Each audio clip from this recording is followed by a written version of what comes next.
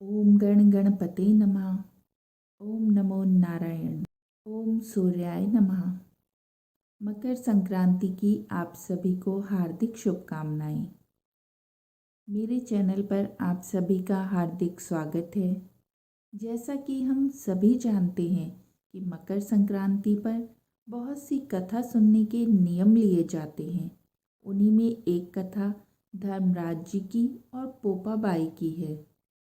कहते हैं कि इस कथा का नियम मकर संक्रांति से लिया जाता है और अगले वर्ष मकर संक्रांति पर इसका उद्यापन किया जाता है। आज मैं यही कथा आपको सुना रही हूँ। कथा आरंभ करने से पहले जो भी मेरे चैनल पर नए जुड़े हैं उन सभी से अनुरोध है कि मेरे चैनल को लाइक, शेयर और सब्सक्राइब कर लें और बेल आइकन को दबाकर उसे ऑल पर सेट कर लें। बहुत समय पहले की बात है। एक नगर में विष्णुदत्त अपनी पत्नी गुणवती के साथ रहता था। गुणवती बहुत ही धर्मात्मा थी। वह सभी नियम व्रत बड़े प्रेम पूर्वक रखा करती थी। परंतु गुणवती कभी धर्मराज जी की कथा नहीं सुनती थी। उसने कभी भी धर्मराज जी के लिए कोई दान नहीं दिया था। गुणवती के 4 पुत्र और 4 बहुएं थीं। उसका भरा पूरा परिवार था।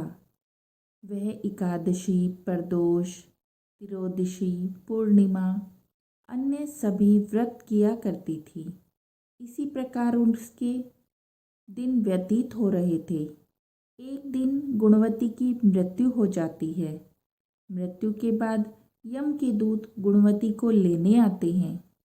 जब यमदूत गुणवती को लेने आते हैं तब गुणवती सोचती है कि मैंने तो जीवन भर अनेकों व्रत किए, अनेकों दान दिए और सभी व्रत पूर्ण श्रद्धा के साथ किए, परंतु फिर भी मुझे यमदूतों के दर्शन क्यों हुए?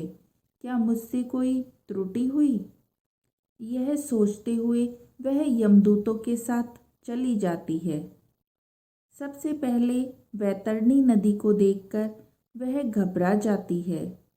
तब यमदूत कहते हैं कि अगर माई आपने गौदान किया है तो आप उस गौदान को याद कीजिए, तब यहाँ गौ माता आ जाएंगी और आप उनकी पूंछ पकड़कर पार चली जाना। गुणवती ऐसा ही करती है। वह अपने द्वारा किए हुए गौदान का स्मरण करती है। तब वहाँ पर गौ माता प्रकट हो जाती हैं और गुणवती उनकी पूंछ पकड़कर वैतरणी नदी पार कर जाती है। आगे बढ़ती है। नुकीले कटीले रास्तों पर उसे अपने द्वारा किए हुए चप्पल का दान याद आता है और वह उस रास्ते को आराम से पार कर लेती है। तब सूर्य की तेज से बचने के लिए उसे अपने किए हुए कपड़ों का दान याद आता है, छाते का दान याद आता है और वह आगे बढ़ती रहती है। आगे बढ़ते बढ़ते पग पग पर उसे जो भी परेशानियां आती हैं वह अपने द्वारा किए हुए दान याद करती है और उन परेशानियों को दूर करती हुई आगे बढ़ती रहती है। जब मार्ग में उसे छोटे छोटे कीटाणु काटते हैं, चींटियों को दिया हुआ उसका दान उसे याद आता है। अपने द्वारा किए हुए एकादशी के दान पुण्य उसके व्रत के उद्यापन को याद करती है। जब वह धर्मराज जी के सामने जाती है तब वह बहुत घबरा जाती है।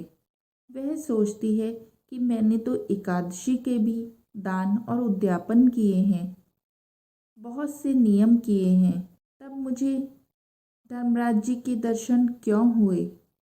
धर्मराज जी भी जब उसको अपने सामने देखते हैं तब चित्रगुप्त से पूछते हैं कि बताओ चित्रगुप्त, इन्होंने ऐसा क्या किया है कि इतने दान पुण्य करने के बाद भी इनको यहाँ आना पड़ा?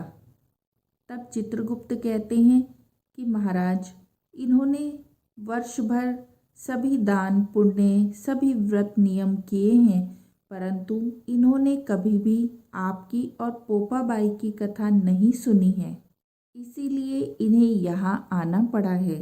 धर्मराज जी को विष्णु भगवान का प्रतीक माना जाता है। तब गुणवती कहती है कि हे धर्मराज, मैं तो इस विषय में कुछ भी नहीं जानती हूँ। मैं नहीं जानती हूँ कि आपकी कथा क्या है और आपकी और पोपाबाई की कथा क्यों सुननी चाहिए। मुझसे यह भूल अनजाने में हुई है, आप मुझे क्षमा कीजिए। वह धर्मराज जी से प्रार्थना करती है कि आप मुझे 1 वर्ष का जीवन और दे दीजिए, मुझे पृथ्वी पर वापस भेज दीजिए। मैं 1 वर्ष तक आपकी कथा सुनूंगी और आपकी कथा का उद्यापन करके फिर वापस आ जाऊंगी। धर्मराज जी को उसकी बात सही लगती है, क्योंकि उसने अपने सारे जीवन में सिर्फ पुण्य ही किए थे। इसीलिए धर्मराज जी उस पर कृपा करते हैं और उसे 1 वर्ष के लिए पृथ्वी पर वापस भेज देते हैं। जब वह वापस आती है तब उसके परिवार के सभी व्यक्ति उसको जीवित देखकर बहुत प्रसन्न होते हैं। तब वह सभी से कहती है कि मुझे धर्मराज जी की कथा सुननी है। धर्मराज जी की कथा सुनने के लिए गेहूं के दाने अपने हाथ में लिए जाते हैं।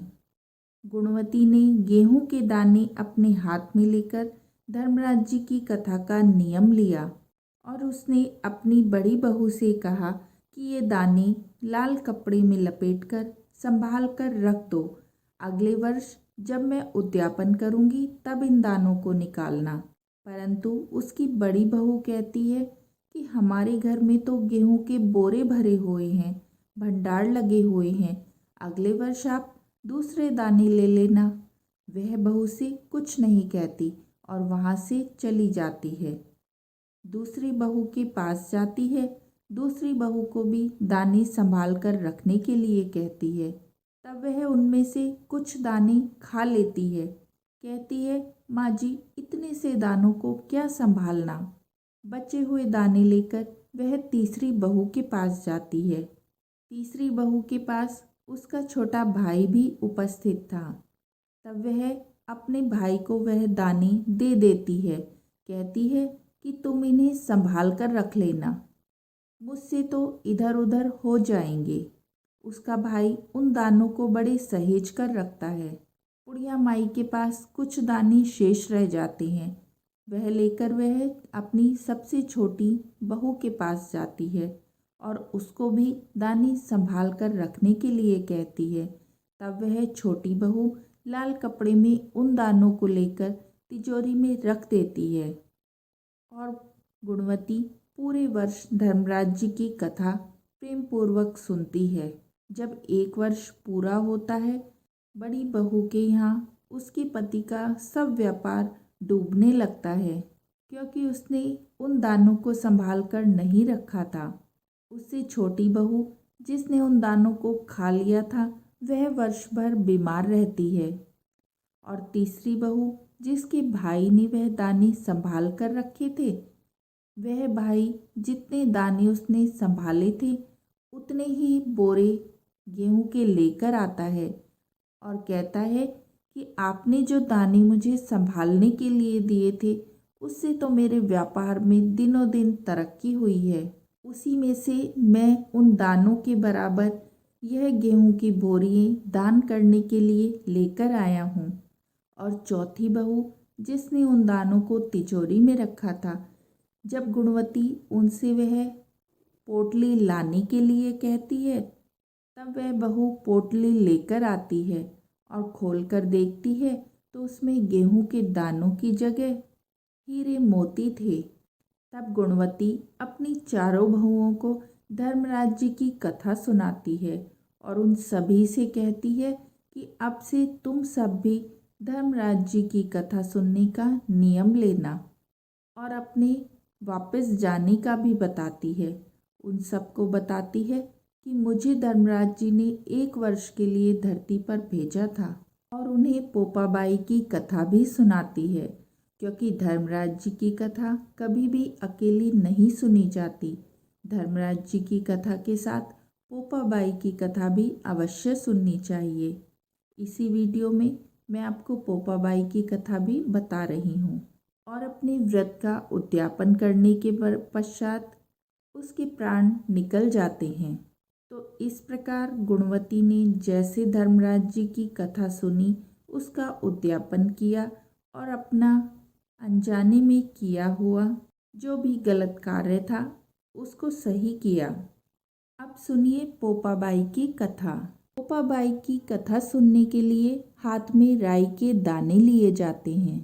पोपाबाई की कथा का जब नियम लिया जाता है तब 4 नारियल के 8 टुकड़े किए जाते हैं और उन टुकड़ों के अंदर राई भरी जाती है। उसके बाद कथा का नियम लिया जाता है और उन नारियल के टुकड़ों को किसी देवालय में या किसी को दान कर दिया जाता है। पोपाबाई की कथा राई के दाने हाथ में लेकर सुने। कहते हैं, राज है पोपाबाई का, लेखा जोखा राई राई का। बहुत समय पहले की बात है। पोपाबाई नाम की एक कन्या थी। वह सदैव धर्म कर्म किया करती थी। वह सभी व्रत बड़े प्रेम पूर्वक करती थी। वह भगवान विष्णु की बड़ी भक्त थी और भगवान विष्णु में ही उसकी अनन्य भक्ति थी। उसका भाई अपनी पत्नी से सदैव यही कहा करता था कि वह पोपाबाई को समझाए कि वह घर के कार्यों में भी ध्यान दिया करे। वह उसका विवाह करना चाहता था। वह चाहता था कि उसकी बहन विवाह करे और अपनी गृहस्थी बसाए, परंतु पोपाबाई तो स्वयं ही विवाह नहीं करना चाहती थी। वह सिर्फ विष्णु भगवान की भक्ति में संलग्न रहना चाहती थी। जब उसके भाई भाभी उस पर विवाह के लिए दबाव बनाने लगे, तब उसने अपने भाई से कहा कि भाई, मुझे गांव के बाहर एक झोपड़ी बनवा दो। मैं उसमें रहूंगी और भगवान विष्णु की भक्ति करती रहूंगी। मुझे विवाह नहीं करना है। मैंने अपना जीवन प्रभु के चरणों में अर्पण किया है। वह अपने भाई भाभी की कोई बात नहीं मानती और उनसे हट करने लगती है। तब उसका भाई उसे बाहर जंगल में एक झोपड़ी बनवा देता है। वह वहाँ रहने लगती है और सभी गांव वालों से कहती है कि आप लोग जो भी अपने जानवर जंगल में चराने के लिए भेजते हैं, वह आप मुझे दे दिया कीजिए। मैं उन सभी जानवरों को चरा कर ले आया करूँगी और आप उन्हें ले जाया करिए और अपने घर में जो कुछ भी बनता है वह मुझे दे दिया कीजिएगा, जिससे मेरा पोषण होता रहे। तब वह अपनी झोपड़ी में रहने लगी और गांव वालों के जानवर चराती और गांव वाले बदले में उसे अन्न धन दे देते। इसी तरह पोपाबाई के दिन व्यतीत हो रहे थे। एक दिन की बात है, नगर के राजा वहां से गुजर रहे थे। तब उन्होंने जंगल में उस झोपड़ी को देखा।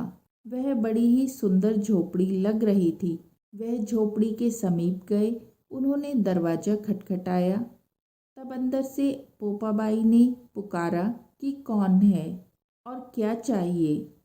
राजा को पोपाबाई की आवाज़ बड़ी मधुर लगी। वह उस आवाज़ से ही आकर्षित हो गए और कहने लगे कि मुझे तो तुम ही चाहिए, मैं तुमसे विवाह करना चाहता हूँ।